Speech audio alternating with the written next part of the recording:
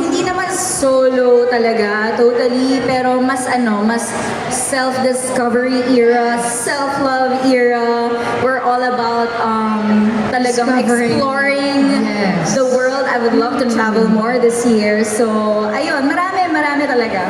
Cafe era actually. Cafe girl ako ngayon. Mga TikTok cafe. Yes! Mga There cafe you era go. tayo ngayon. Now, speaking of, again, we do have a couple more food. If ayaw mo mag-coffee today, may cocktails din tayo dyan. Ay, oo, cocktails. Yes. Sige, pwede naman. Tapos naman na akong kumanta eh. Kaya- Okay, halika na, simulan na natin. Drinking era pala. Ibang era pala siya. Medyo same pa rin naman siya. Oo, Medyo same. Oo, medyo same. Medyo Mabubuhay gaganyan lang pa rin tayo. ang Gypsy diwa. era pala siya. Okay. Wag na tama na daw tayo.